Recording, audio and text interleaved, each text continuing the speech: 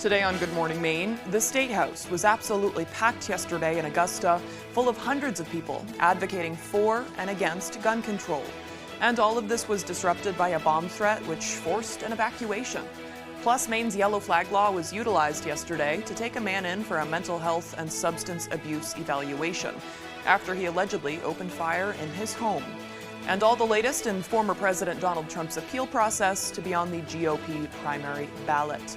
Good morning and welcome to Good Morning Maine. I'm Emma Smith and thank you for tuning in this morning. Let's start things off with the first check of that forecast. Devin Biggs is forecasting a bit of snow.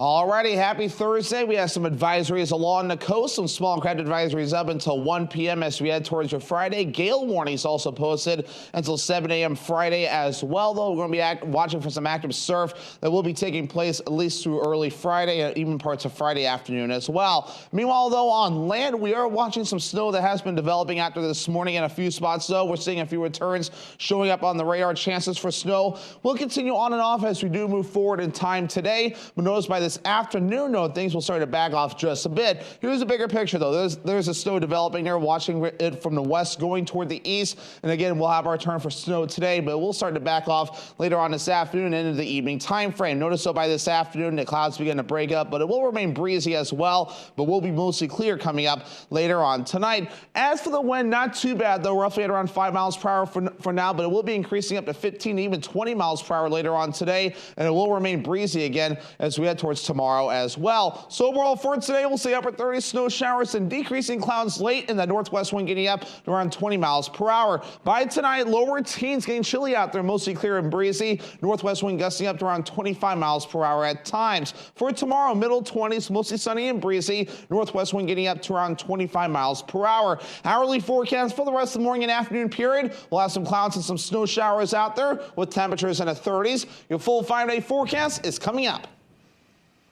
Thank you, Devin. Wednesday marked the start of a new legislative session, but the day was marred by threats to lawmakers that triggered an evacuation of the State House. Police say they were made aware of a bomb threat that was emailed in.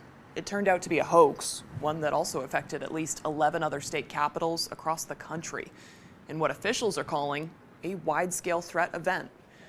Lawmakers who were evacuated here in the state say these types of hoaxes are concerning. We're here to work on behalf of the people of Maine to pass laws and improve the lives of the people of the state. And in the middle of that, we're disrupted and told we have to leave the building because of a bomb scare. So it's very disruptive. It's concerning, and everybody has a right to be safe in their workplace, including legislators and staff. It's unclear whether Governor Mills was at the State House when the threat came in yesterday, but her office says she's safe. The FBI says it's helping to investigate the hoax threats across the country. Before lawmakers were forced to evacuate, one of the major topics discussed was how the state will move forward after the Lewiston mass shooting, as well as how to prevent it from happening again. Our Augusta reporter Corey Bouchard has more. Well, we did start out on a very important and somber note, recognizing the victims of the Lewiston mass shooting, as well as having the opening prayer by a woman and a reverend from that area, as well as an absolutely rousing and wonderful national anthem rendition by the chamber choir from the Lewiston High School. And on the House side, they also remembered and paid tribute to the Lewiston massacre by honoring the police and first responders of Lewiston, Lisbon, and the surrounding communities. Chair is pleased to recognize behind the glass and ask that they join me in the well of the chamber. Ryan McGee, Chief of Police, Lisbon. Stanley Larson, Paramedic United. Mark Karen, Fire Chief, Lewiston. And David St. Pierre, Chief of Police, Lewiston. Legislators on both sides of the aisle agree that mental health is going to be a big topic this legislative session in the wake of the Lewiston massacre. I'm on the side of believing that the systems that were in place failed. The people failed to protect against this psychotic killer. And we need to make further investments in mental health and making sure that we have the resources to ensure that this never happens again. I think everyone, across the chambers and across the aisle is just, really looking forward to seeing where the sort of missteps happen, what we can do to make sure it never happens again, and make sure that we're examining everything. But I think the most important thing that everyone should know is that we're trying to find something that's based in what works for Maine. What works in other states might not be the right fit here, but know that everyone's working hard to do everything we can to prevent not only a tragedy like Lewiston or any tragedy like that from happening again.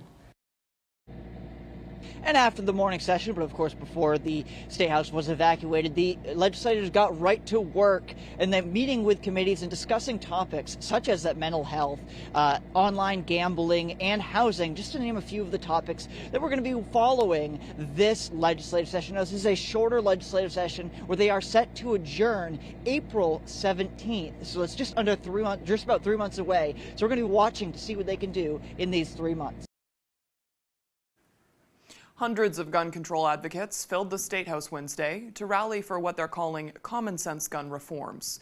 Advocates for reform gathered at the Hall of Flags to send a message to lawmakers that Maine's current gun laws aren't working, as evidenced by the October 25th Lewiston mass shooting. We are here to show support for our legislators working to enact common sense gun laws, which the majority of Mainers support. We've gotten careless and we've left loopholes that allow these kind of things. How could we ever protect our children in these schools if we have loopholes like that? The event also drew opponents of gun control who say the tragedy in Lewiston could have been prevented if current laws were simply followed properly. What happened in Lewiston, Auburn was an absolute tragedy and should have never happened. And it should have never happened because Maine has the yellow flag law. And quite frankly, it's as simple as the yellow flag law was not followed the way it was implemented. If it had been followed, it wouldn't have happened. Activists say revamping Maine's yellow flag law to make it easier to confiscate weapons from people with mental illness is a priority, along with an assault weapons ban. Police say a man has been charged in connection with a shooting incident in Clifton Wednesday morning. The Penobscot County Sheriff's Office says the call came in around 7:40 a.m. Wednesday from the Gethel Road in Clifton. They say the caller reported firing one shot through a bedroom door after hearing noises inside his house. Deputies quickly responded to the scene and were able to communicate with the caller over the phone. The Sheriff's Office says while they were on scene, more shots were fired from inside the residence, and neighbors in the immediate area were asked to shelter in place or evacuate. During ongoing communications, deputies were able to convince the caller to put down his firearms and come outside. The 50-year-old male was taken into custody. None of the shots fired during the incident came from the deputies involved. Deputies searched the home, but no other people were inside. However, deputies located a family dog that had been shot and killed. Deputies utilized the yellow flag law process to take the man into the hospital for a mental health and substance use evaluation. He was admitted and then charged with reckless conduct with a dangerous weapon. The Sheriff's Office says multiple firearms were seized from the residence. In other news now, Tuesday, former President Donald Trump officially appealed the decision from Maine Secretary of State Shanna Bellows that bars him from the Maine GOP primary ballot. Our Matthew Durantzik asked Secretary Bellows what the next steps are in the appeal process. The timeline is taking shape for former President Donald Trump's challenge of the ruling that he is disqualified from Maine's GOP primary ballot. The Superior Court will set a schedule. The attorneys on both sides will participate. Once the Superior Court makes a decision, and the deadline under statute is January 17th, then either side can appeal to the Maine Supreme Judicial Court. Secretary Bellows says the process could go to the highest court in the nation. It then goes to Superior Court, then the Maine Supreme Judicial Court, and then the United States Supreme Court. The former president's appeal claims the secretary was biased in her decision-making and made multiple errors of law, acting in an arbitrary and capricious manner. However, Secretary Bellows says she was only doing her job under the law. But this is the process established under our law, that 5 registered Maine voters challenged the qualifications to Mr. Trump's candidacy in a lawful hearing held by the Secretary of State, myself, and then I was required, indeed duty-bound, under the oath I swore to the Constitution, to issue a decision. I voluntarily suspended the effect of my decision so that Mr. Trump has not been removed from the ballot at this time. Secretary Bellows says if the decision is appealed to the U.S. Supreme Court, the Supreme Court would then have the final say. In Augusta, Matthew Jaroncic, ABC 7 and Fox 22 News. Legislative Republicans from both chambers gathered to show their opposition to Secretary of State Shenna Bellows' decision to bar Trump from the GOP primary ballot. House Republican leader Billy Bob Falkingham and Senate Republican leader Trey Stewart say nearly every Republican lawmaker received calls from their constituents, outraged over the decision. She is, in fact, the best thing Donald Trump has going for him right now. By helping to stir up our base and motivate our folks, I can tell you that the Republican base in Maine is incredibly energized over this. We've been hearing constantly from our constituents, and we will do everything that we can to change this decision. It is going to play out in the courts, which is a different branch of government, but I will say that Maine's Secretary of State is elected by the legislature. And so if you are at all dissatisfied by this decision, I encourage you to vote accordingly in November. Senator Stewart went on to say that nearly every Republican legislator supports calls for Secretary Bellows to be impeached or to resign over this decision. A man accused of sexually assaulting a minor over a 3-year period has been indicted by the Somerset County grand jury. 43-year-old Keith Merchant of Starks was indicted on multiple charges of gross sexual assault, unlawful sexual contact, and sexual abuse of a minor, as well as violation of conditions of release. Vic police say the alleged victim is under 15. The grand jury also indicted a Smithfield man in connection with an incident in August. Police responded to Quaker Lane in Smithfield after an individual they alleged they were assaulted. 33-year-old Cy Perry barricaded himself inside the home and was arrested hours later. He was indicted on charges of aggravated assault and criminal threatening with a dangerous weapon. And finally, a Brewer man was indicted in connection with a hit-and-run accident in Pittsfield. 26-year-old Julian Soroy was indicted for leaving the scene of an accident that caused serious bodily injury or death and driving to endanger. According to Pittsfield police, 2 pedestrians were struck on the Higgins Road in April. A 61-year-old man suffered serious injuries and a 69-year-old woman was also injured. Police say the vehicle did not stop after hitting them. After a December rain and windstorm left widespread destruction, FEMA is now traveling the state to assess both public and private damage. Asia Reed shows us one property that crews are assessing and looks at what may come next. One of their stops was here in Pittston. Lisa Sherwood was at work on December 18th when she got a call from her neighbor that a tree had gone through her roof. I don't know. I just want to cry, you know. Yeah. Just kind of like, wow, how could this happen to me, you know? Here's the inside view of her home, a massive hole in the roof of her spare bedroom, causing nearly $26,000 in damage. It's like I had no clue what to do. I just sat here and cried. Crews from FEMA are here to assess damage from December's historic storm. I just want to double check. Both public and private properties affected, like Sherwood's home. If it's more than Maine can handle, Governor Mills will request a major disaster declaration from President Biden. We're going to see all the damage that the state wants us to see, and we'll be here as long as it takes to accomplish this mission. At the peak of the storm, nearly 400,000 CMP customers lost power. Flooding and high winds damaged roads, businesses, and homes. Around the Pittston area, winds peaked to nearly 70 miles per hour. Sherwood is using a tarp and plywood as a temporary fix, but with snow on the ground and cold weather, heat's being sucked right out. Just going right out the roof. The governor is asking Mainers to take a second look around for damage, writing in a statement, "I continue to urge impacted Maine people to report any property damage to 211 to help state of Maine and federal officials measure the full impact of the storm and help us access federal benefits." For now, Sherwood will have to wait for an answer until evaluations are done. I'm kind of nervous, anxious, and just all over the place. Teams from FEMA will be here through the end of the week to assess damage. The time now is 8:15. Coming up next on Good Morning Maine, the reasons why the Ellsworth police chief has been indefinitely suspended remain a mystery to the public for now. We'll have all the details available after the break. But before we go, let's take another quick look at that forecast. Some snow showers are likely today throughout the day. Partly cloudy, high of 38 degrees, dropping down to a low of 12 degrees tonight. It'll be quite chilly overnight, mostly clear, however, and the breeze will be picking up. Tomorrow, mostly sun, breezy, high of 26. Comfy, cozy, relaxing. Not Joe.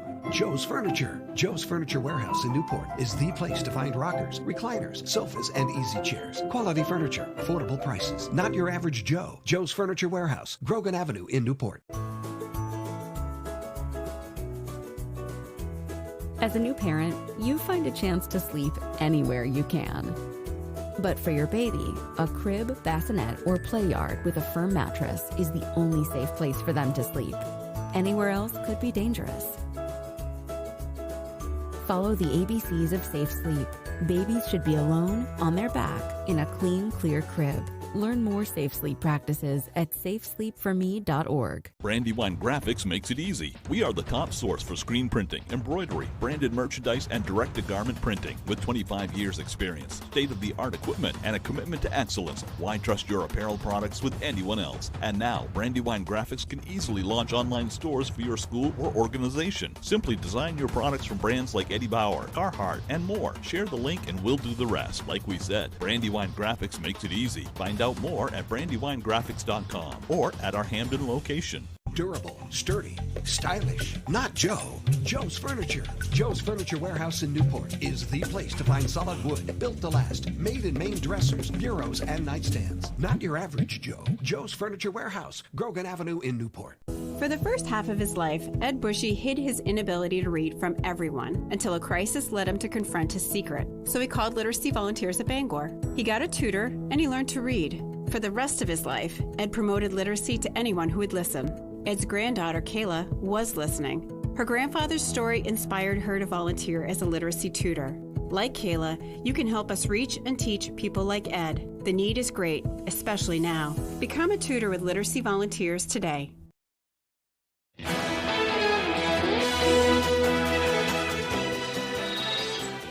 Ellsworth's police chief has been placed on indefinite leave from the department pending the outcome of an internal investigation.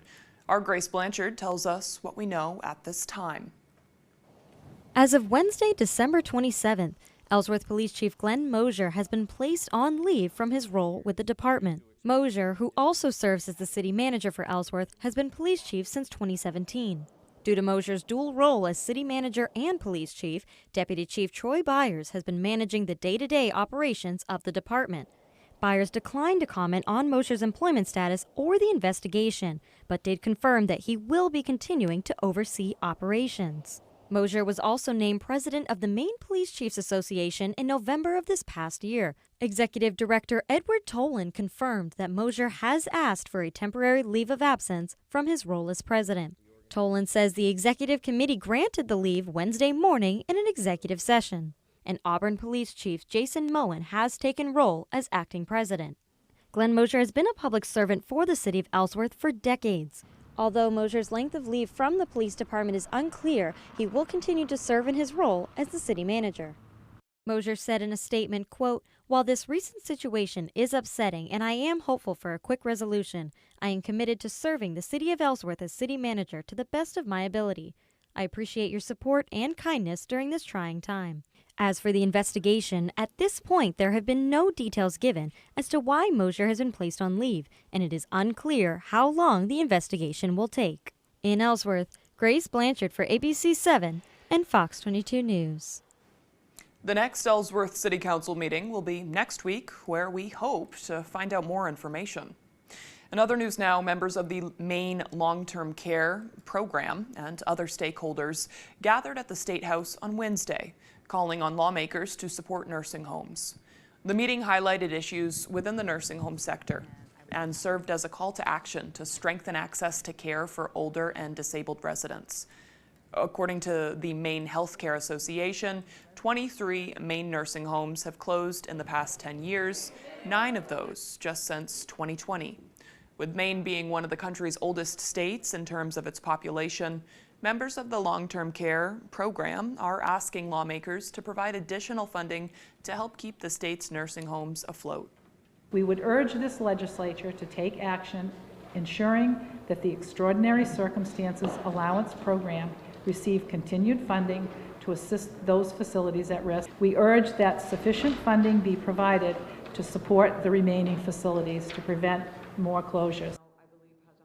Lawmakers like Democratic Representative Cheryl Golick say it's important to not only fund nursing homes, but make sure they're operational for the elderly.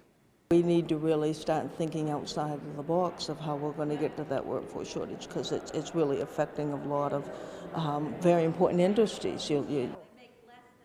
According to the Maine Healthcare Association, there are only 81 nursing homes open statewide. Hancock County was hit especially hard by the closures. The county no longer has a nursing home in operation. All right, the time now is 8:20. After the break, the Orono Town Council has set aside $10 grand to encourage community members to host more events for everyone to take part in. The story and that full weather forecast right after the break. CEM DP Porter Contractors has been in business for over 40 years in the Bangor area. We specialize in commercial, medical, and residential design build construction, as well as building maintenance and renovations. CEM DP Porter Contractors is currently hiring in Herman for multiple positions, including carpenters and a project manager superintendent. We offer vacation, holidays, a 3% IRA match, competitive pay, and a family-oriented environment. If interested in applying, please contact Jason at 848-7486. I have type 2 diabetes, but I manage it well. It's a little pill with a big story to tell. I take once daily Jardiance at each day start. As time went on, it was easy to see I'm lowering my A1C. Jardiance works 24/7 in your body to flush out some sugar. And for adults with type 2 diabetes and known heart disease, Jardiance can lower the risk of cardiovascular death too. Jardiance may cause serious side effects, including ketoacidosis that may be fatal, dehydration that can lead to a sudden worsening of kidney function, and genital yeast or urinary tract infections. A rare life-threatening bacterial infection in the skin of the perineum could occur. Stop taking Jardiance and call your doctor right away if you have symptoms of this infection, ketoacidosis, or an allergic reaction, and don't take it if you're on dialysis. Taking Jardiance with the sulfonylurea or insulin may cause low blood sugar. Jardiance is really swell, the little pill with the big story to tell. On the next Last Man Standing. A head of security may go on a honeymoon, but crime never does. Do you even know what you're doing? When Outdoor Man goes high tech. Ed, there's a drone. Oh, come on, it's you? It's woman versus machine. Where's my drone? Why aren't I seeing anything here? There was an incident. Oops. Last Man Standing. This afternoon, starting at 4 on Fox 22.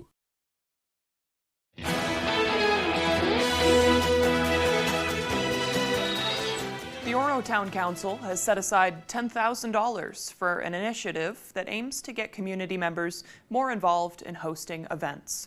Our Doug Banks spoke with a town councilor about how this project could bolster Orono community pride.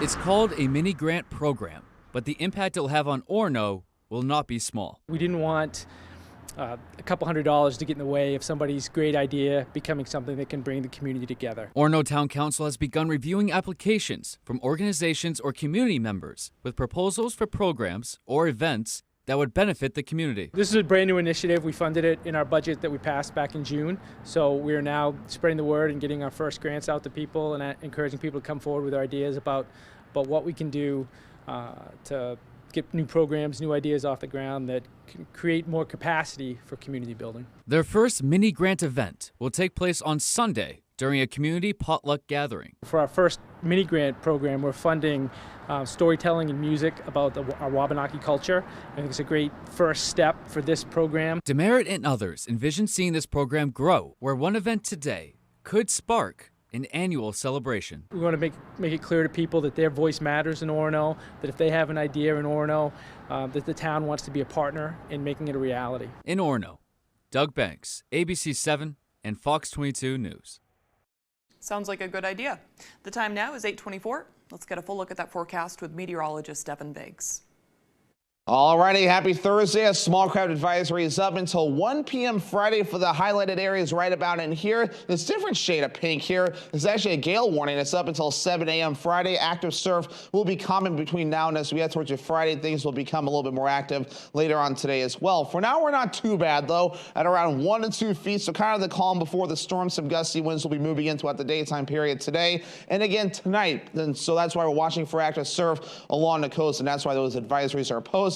On land, we're watching for snow that's starting to develop in a few spots now. We have more activity off toward the west. We'll be watching for more of this developing throughout the daytime period. Today, let's zoom things out and give you the bigger picture. That cold front being located right about in here. That'll be moving from the west going toward the east today. That'll give us that chance for snow. Then we'll back off for a few days and then more snow possible as we head towards your Sunday. So futurecast moving forward, showing that chance for snow today. Notice by this afternoon to the evening time frame, the clouds begin to get out of here as the snow clears up. We'll be under a mostly clear sky tonight. It will be a little bit breezy from time to time as well as we head towards your Friday. Lots of sunshine to start things off. That'll be pretty nice, right? And then as we head towards the weekend, some clouds moving in. Maybe some snow in the northern parts of the state, but for the rest of us, so we'll be looking okay there. As for the snow chances today, you might get a little bit there, maybe less than a half an inch, but nothing too meaningful on the way from the system that will be moving through. As for the snowfall coming up for Sunday, this system we may need to watch though, as it does look to move in as we head towards your Sunday, and it looks like we might get something from this, some gusty winds and a little bit of snow with us as well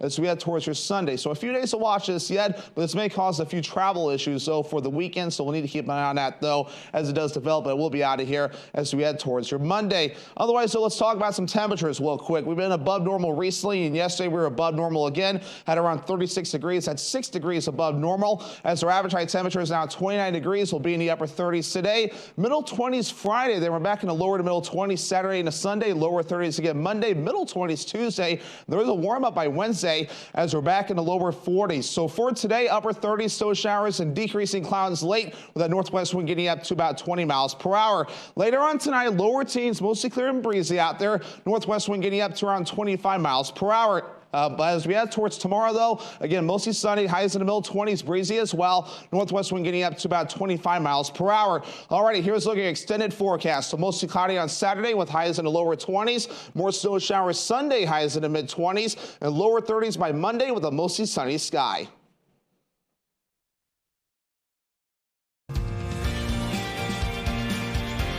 I am currently a student of the Power Sports program. From the electrical part to something as simple as cleaning a carburetor, you get a lot of hands-on experience.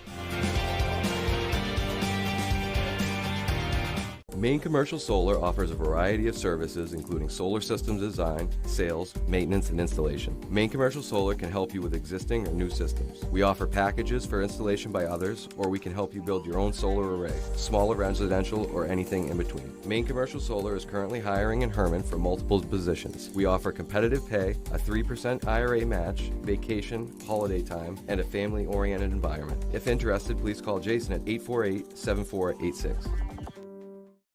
From the land to the sea, Chase's Family Restaurant is the place to be. Are you looking for a place to unwind after a long day? Then come check out our Hideaway Lounge. With a bar that's both upbeat and laid back.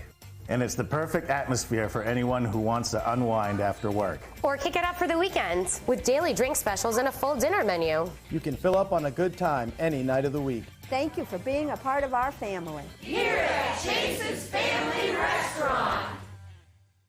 Marvin Flute. I should have known you'd be Friday drunk on a Tuesday. On January 7th. Glad you're back, Flute. This place has been dead without you. Only one man can catch the most diabolical criminals. The killer is taunting us. And he's got absolutely gorgeous penmanship. I'm the world's most smartest detective. That's how good I am. I defy the rules of grammar. Special preview Sunday, January 7th on Fox. I'm currently enrolled in the Power Sports program. I've always been interested in four-wheelers. I plan to work in an outboard shop. This program is preparing me for that.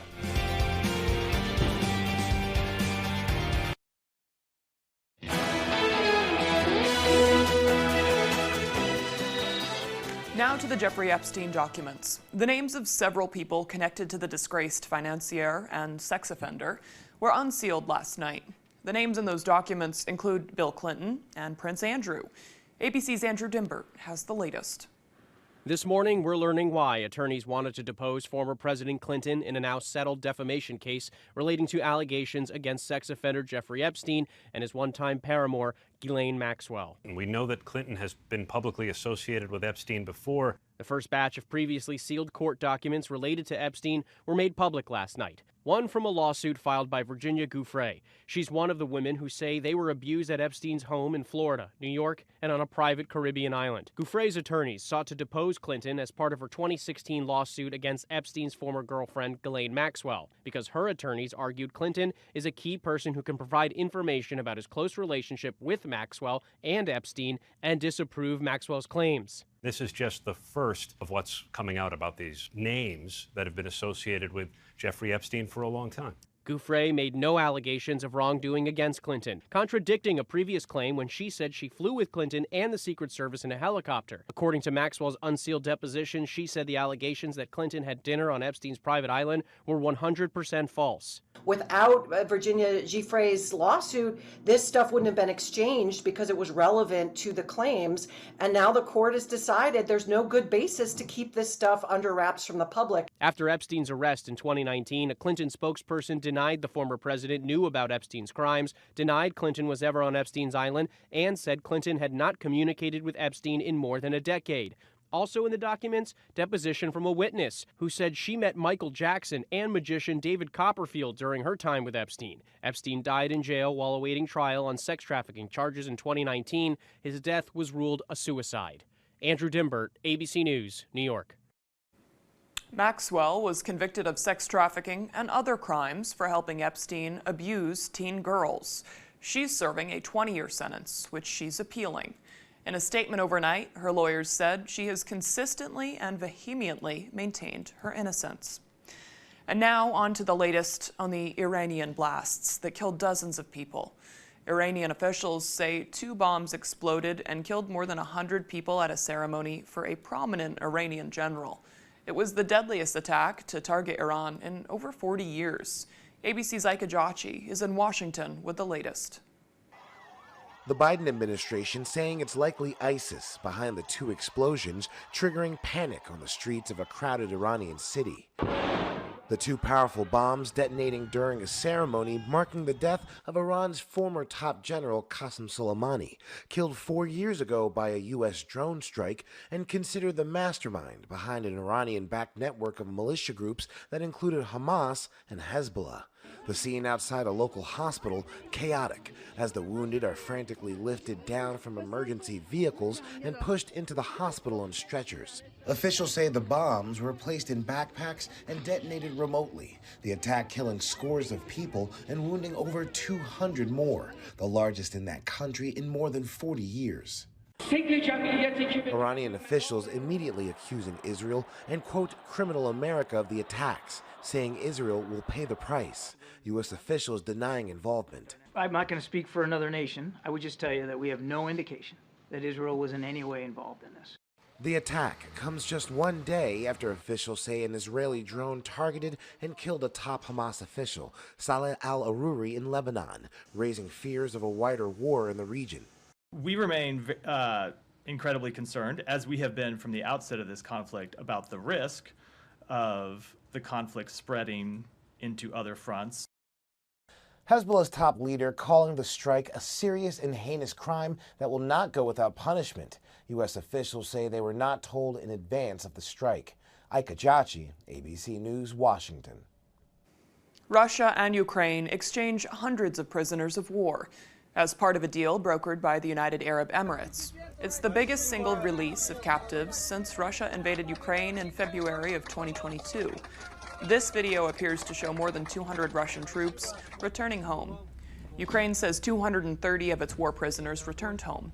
Despite the exchange, the fighting continues, with Russia saying it shot down 12 missiles fired at one of its southern regions that borders Ukraine.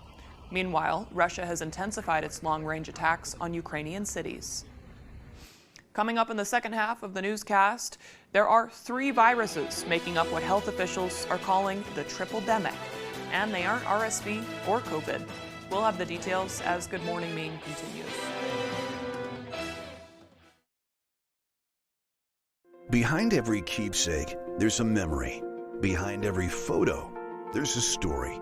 Behind Bouchard Cleaning and Restoration, there's people giving back by bringing back what was thought to be lost. The details, the time, and the expertise, all packaged up behind a name that Mainers have trusted for over 35 years. Statewide commercial and residential services. Bouchard Cleaning and Restoration. You keep the memories. We'll handle the rest. Sharpen your knife. We are back. This season, you'll have to earn your place on one of our teams. Your audition starts now. Let's go. Show me what you got. Grab your ingredients. It's undercooked. Are you trying to poison us?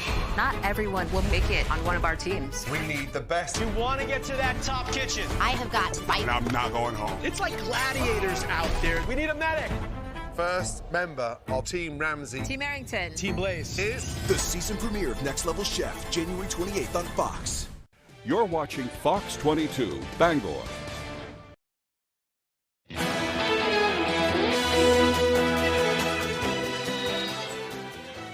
Welcome back to Good Morning Maine. Today is Thursday, January 4th, 2024. My name is Emma Smith, and today is National Spaghetti Day, which personally always sounds good to me, especially with some homemade sauce, maybe some meatballs, some garlic bread. Not a huge holiday, but a good idea for dinner tonight. Spaghetti is something I've overdone my entire life, and I can still eat it whenever. I really enjoy it. I don't know what it is. It's just a red sauce. It's good. Okay, now let's look at some events that occurred on this day in history. Nothing I could find spaghetti related, strangely enough. In 1847, Samuel Colt sells his first revolver to the United States government. It has been known as the Colt Walker, sometimes known as the Walker Colt, which was a single-action revolver that Colt designed because he wanted a handgun that was extremely powerful at close range. And in 1885, Dr. William Grant of Iowa performed the first appendectomy in America, which is the surgical removal of the appendix. This was on a 22-year-old woman named Mary Gartside. She reportedly made a full recovery. And in 1903, in a horrific act of animal cruelty and abuse, Topsy the circus elephant was electrocuted purposefully by her owners at Luna Park, Coney Island, and was filmed by Edison Manufacturing Company. It has been reported that this was to show the dangers of alternating current. Topsy the elephant did not survive, and I didn't look into this before I wrote it, but this is probably before the times of animal welfare laws and stuff like that. So when I say animal cruelty, it's not like they would have considered it that at the time. It probably was messed up to some, but still, times have changed. In 1959, the USSR's Luna 1 became the first spacecraft to leave Earth's gravity. In 1962, the first automated and unmanned subway train started operating in New York City. And for birthdays today, we have British actress Emma Mackey, known for her roles in the show Sex Education and the new Barbie movie. She's 28 today. Scottish actor Graham McTavish, known for his roles in Outlander and The House of Dragon, is 63 today. And American actress and comedian Darcy Carden, known for her roles in The Good Place and Barry, is 44 today. These are all kind of folks that people might not necessarily know the names of, but all of their roles that I mentioned I think are fantastic and they're brilliant. Very cool folks. Okay, moving on now, we are supposed to have some snow showers as the day goes on, maybe enough to make a bit of a mess in the road, but not too much to accumulate. Either way, let's check in with the expert. Devin Biggs has the forecast. Alrighty, happy Thursday. We have some advisories along the coast, some small craft advisories up until 1 p.m. as we head towards your Friday. Gale warnings also posted until 7 a.m. Friday as well, though. We're going to be watching for some active surf that will be taking place at least through early Friday and even parts of Friday afternoon as well. Meanwhile, though, on land, we are watching some snow that has been developing after this morning in a few spots, though. We're seeing a few returns showing up on the radar. Chances for snow will continue on and off as we do move forward in time today. But notice by this afternoon, though, things will start to back off just a bit. Here's a bigger picture, though. There's a snow developing there, watching it from the west going toward the east. And again, we'll have our turn for snow today, but we'll start to back off later on this afternoon and into the evening time frame. Notice, though, by this afternoon, the clouds begin to break up, but it will remain breezy as well, but will be mostly clear coming up later on tonight. As for the wind, not too bad, though, roughly at around 5 miles per hour for now, but it will be increasing up to 15, even 20 miles per hour later on today, and it will remain breezy again as we head towards towards tomorrow as well. So overall for today, we'll see upper 30s snow showers and decreasing clouds late, and the northwest wind getting up to around 20 miles per hour. By tonight, lower teens, getting chilly out there, mostly clear and breezy. Northwest wind gusting up to around 25 miles per hour at times. For tomorrow, middle 20s, mostly sunny and breezy. Northwest wind getting up to around 25 miles per hour. Hourly forecast for the rest of the morning and afternoon period. We'll have some clouds and some snow showers out there with temperatures in the 30s. Your full 5-day forecast is coming up. Of the 3 viruses making up the so-called triple-demic, flu is in the spotlight this week, causing more infections than COVID or RSV. Fox's Jonathan Seri has more from Atlanta. I would say right this moment, flu is causing more severe disease than COVID. Health officials across the country are scrambling to contain a new surge of respiratory viruses. And while COVID and RSV are on the radar, this year flu is causing the most infections. And the sheer numbers are also driving up the amount of serious cases. Flu is so dominant that there are more patients with influenza, milder infections that can go home, but also people that need hospitalization. You can see here on the CDC's latest flu tracker, most of the country is experiencing high activity. So far this season, we've seen more than 7 million illnesses, 73,000 hospitalizations, and 4,500 deaths. And that trend is expected to continue as folks return from their holiday gatherings. Another big driver, vaccine hesitancy, with less than half of the country rolling up their sleeves for the flu shot so far. People are definitely more resistant to get shots this year than they have been. I think we burned them out a little bit with the COVID shots. Now, some doctors and pharmacists are warning upcoming price hikes for hundreds of drugs could make it even harder to fight the flu. And they're urging patients to find a pharmacist they trust so they can get the treatment they need. The pharmacists and the pharmacy technicians are far more in tune with the prices of drugs, so work with a pharmacist, see what options are out there. There are a number of antiviral treatments available, but they're most effective if used early, so call your doctor right away if you're feeling sick. In Atlanta, Jonathan Seri, Fox News. Still to come here this morning, Ryan Sudol will have the latest with sports. We'll be right back. Do you have a wet basement, nasty crawl space, settling foundation, sinking concrete, or clogged gutters? I'm Tony Hafford with TC Hafford Basement Systems, all things basement-y.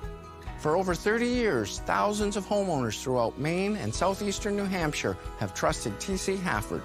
Basement waterproofing, crawl space repair, stabilizing foundations, concrete leveling, and gutter installation. Call TC Hafford Basement Systems for all things basement-y.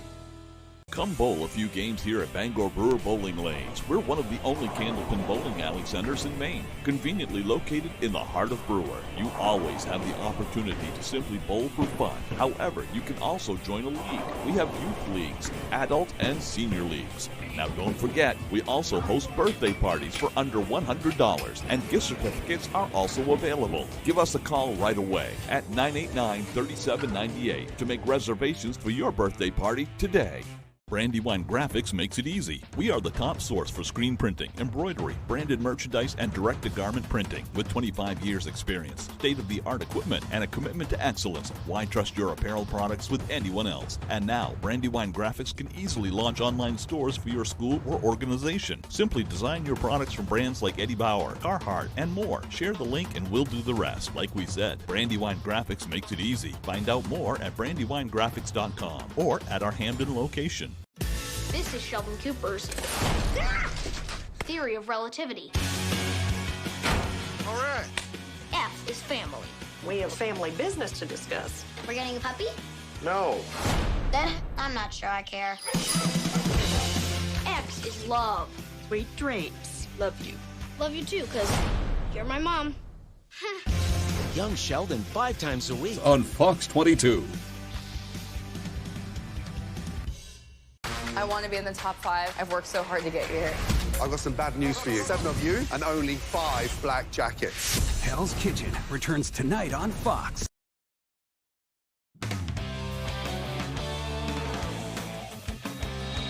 Hey everybody, Ryan Sudol here. Thank you so much for joining us. Let's start with Maine women's basketball. The 7-7 Black Bears opening up their America East schedule Thursday night down at UMass Lowell. For their whole non-conference slate, the dynamic duo of Ann Simon and Adriana Smith, probably the two best players in the conference, were stellar. And plus, the rest of the lineup has been finding themselves lately, with names like Caroline Boardman, Sarah Talon, and J.C. Christopher putting up good performances on the regular. Head coach Amy Vachon says this type of stability up and down the depth chart will prove key in conference play. You know, Ann and Addie have been amazing. They on and off the court, their leadership and the stats they're putting up. And so it's nice to start to see other players step up. I think we've had other kids all year kind of step up, but to find some consistency there is going to be important as we get into conference. The preseason number 2 pick in America East had a tough stretch to end non-conference, losing 3 of 4 games by 7 points or less. Vachon says that while the Black Bears need to learn how to hang on to games, it all comes down to improving their defense as a whole if they want to be at the top of the heap. For us, it's going to be really important to play 40 minutes, you know, especially on the defensive end. We just have to continue to get better there. We're giving up too many points right now and really kind of got lost with our fundamentals, I would say, the last 2 weeks or so. So really refocusing on that side of the ball is going to be critical. All right, now to the New England Patriots. The Pats and Jets will close out their respective seasons Sunday afternoon in Foxborough at 1 o'clock. Win or lose Sunday, the Patriots are assured of a top 5 pick in the upcoming NFL draft, with the Bears locking up the top spot. There have been rumors swirling for most of the year that this might be Coach Bill Belichick's last in New England. Wednesday, he was asked that question, and he really didn't give much of an answer. I'm looking forward to getting ready for the Jets here. This week's about the Jets.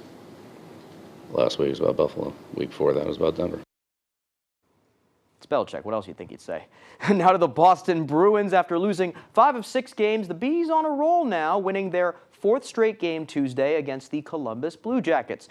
3 of the goals in their 4-1 victory came from the third line of James Van Riemsdyk, Danton Heinen, and Trent Frederick. It was their 2nd game together after last week's win against Buffalo, and head coach Jim Montgomery was more than pleased with their efforts in helping in a game where the Bruins looked their best they have in a while. Their weak side wing was slashing, and, you know, their puck support was excellent. And not only did they have good rush opportunities, but their ozone play and getting to the net, you know, their habits and details were excellent. I think we're getting better and better, and players are getting more poised and more comfortable being in those situations.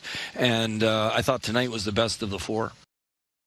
To some high school basketball now. Big game Wednesday night up in Old Town, a rematch of last year's B North girls final between the 6-0 Old Town Coyotes and 6-0 Ellsworth. To say this one lived up to the hype would be an understatement. Let's head to the first quarter now. Old Town with the ball. Danica Brown is going to find Taylor Loring in the corner for, say it with me, the corner 3. 6-0 run to start for the Yotes, but Ellsworth leads after 1 quarter. Second quarter, Ellsworth controlled early. Here's Abby Raydell to Lizzie Bowles from the top of the key, and she cashes in from range. Eagles up 7, but up just 1 at the half. Late third, Coyotes lead. Lexi DeGrasse, great pass underneath to Sage Evans, who gets the lay-in to go. Old Town up 6 after 3. To the fourth quarter, tied up midway through. Ellsworth's Lily Bean, the inbound to Grace Jaffray, and that 3-pointer gives them the lead. Final seconds now, 51-48 Ellsworth. Last chance for the Coyotes, but Michaela Emerson's pass is picked off by Jaffray, and that would do it. Ellsworth remains unbeaten, 53-48, the final.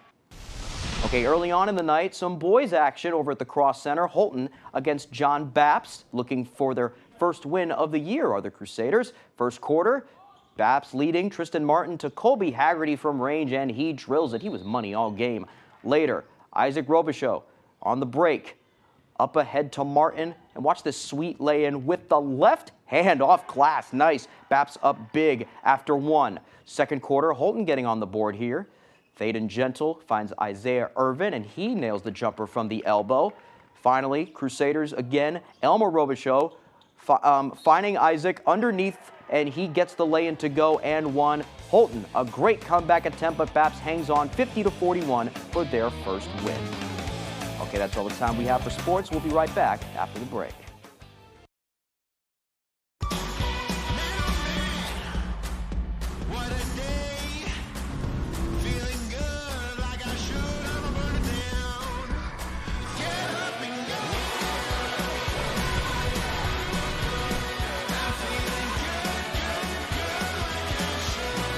Hyundai Palisade.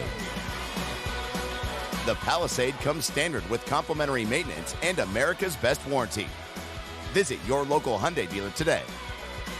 My father worked at the mill for over 30 years. He was exposed to a great community and excelled at his job, but he was also exposed to asbestos. The air quality inside the mill was always his biggest complaint. He had no idea how deadly some of the products and materials were. When he was diagnosed with mesothelioma, we knew to call Joe Bornstein's office to get my dad the help he needs and the justice he deserves. Call Joe today for a free case evaluation. There's never a fee unless you win. CEM DP Porter Contractors have been in business for more than 40 years. We have recently added an electrical division to further be of service to our loyal customers. DP Porter specialized in design build for commercial and residential projects. We can assist our customers from anything from lot procurement to helping find a finance company for your project. CEM DP Porter is currently hiring for all positions. We offer competitive pay as well as great benefits. To inquire about employment or construction, please reach out to 848-7486 or visit CEMMaine.com. I'll go naked. I bet you will. The fun in a game of words. Flip-flop. Cougar. Little Caesars. Sounds like a Tuesday for me. Is choosing wisely. I hope they know what it is, because we gotta take it. Want to try to win this thing, so I'll take Noogie. 25 words or less. Knuckle head rub. Noogie. You won the game, guys. Weekdays at 9 on Fox 22. The Pet of the Week is brought to you by Riptide Smoke Shop in Belfast.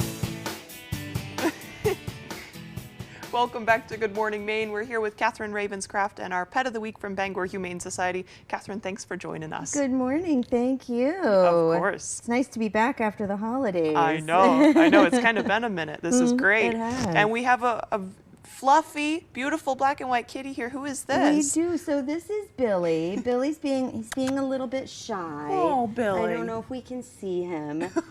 Billy is a big boy. He's actually very sweet. Yeah. And until he realized that I was going to put him in a carrier, he was purring away this morning. Oh. He was very happy. Yeah. And ever since I put him in the carrier, he's sad. Yeah. He's a little put out by this whole thing. Oh, but buddy. He has such a gentle personality. You can see he's not happy, but he's not fighting me or anything.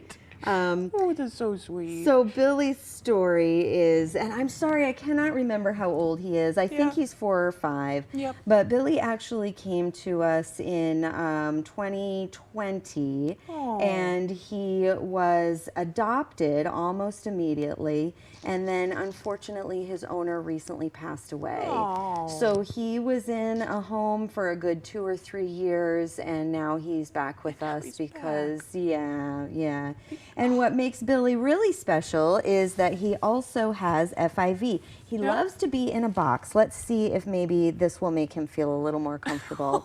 Actually, he just started to purr a little bit. Oh, okay. So this is a safe space. It is a safe space for him, yeah. When I met him yesterday, actually, he was in the box. And when I came in this morning, he was in the box. Yeah, it's perfect cat size. It is, it is. And he was not super thrilled for me to move him out of it. Yeah.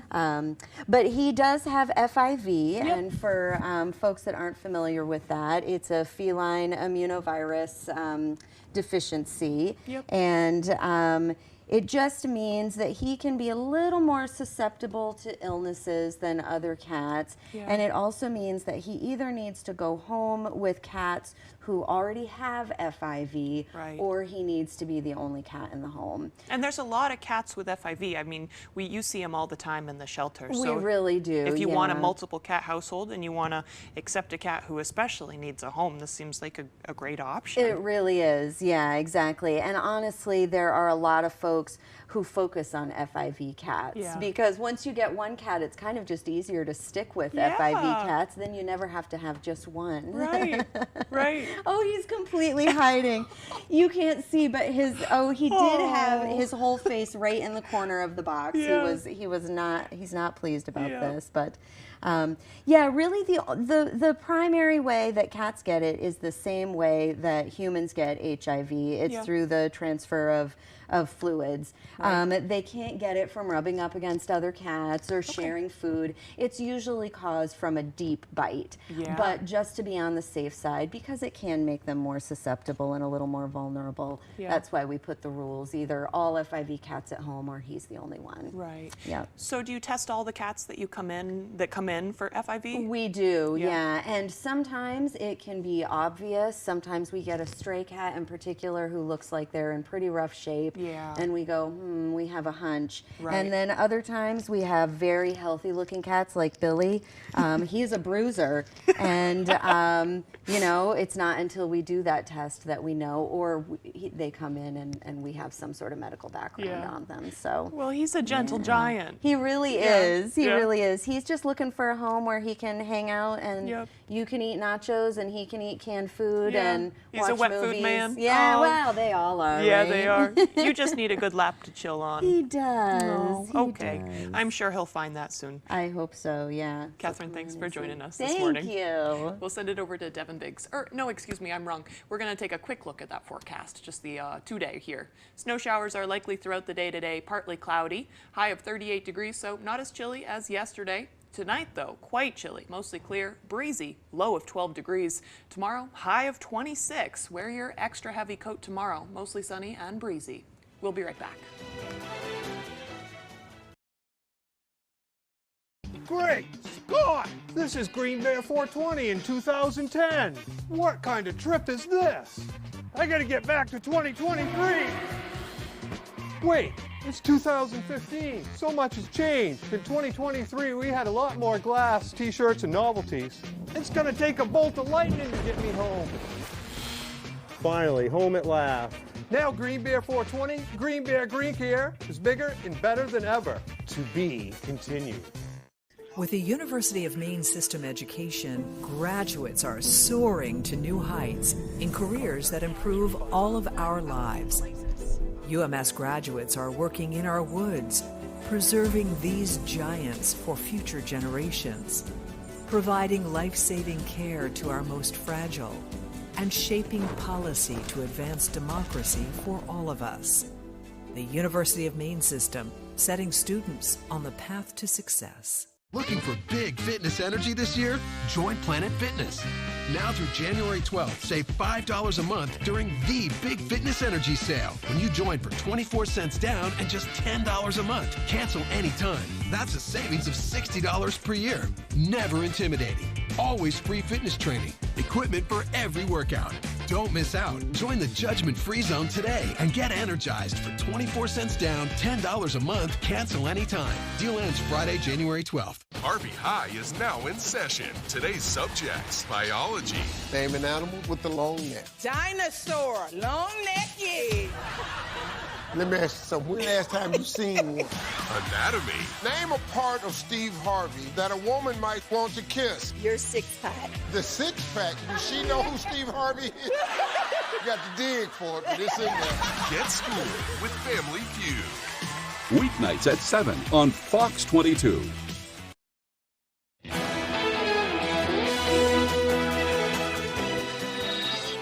Welcome back to Good Morning Maine. If you're going into the new year with a situationship, Sweethearts Candy may have the perfect sweet treat for you. The iconic candy brand, known for its heart-shaped candies with sweet nothings written on them, is releasing a limited edition situationship box for those not in a traditional relationship this year. As more young people have been getting involved in romantic relationships without an official status attached, the term situationship has grown in popularity. It was even in the top 4 words of 2023 by Oxford University Press. The new heart candies feature blurry misprints that the brand is calling messages as blurry as your relationship. Starting on January 8th, customers can purchase the limited edition situationship candy Sweethearts. The unbeatable game has finally been beat by a 13-year-old from Oklahoma. In late December, Willis Gibson became the first person to officially beat Tetris.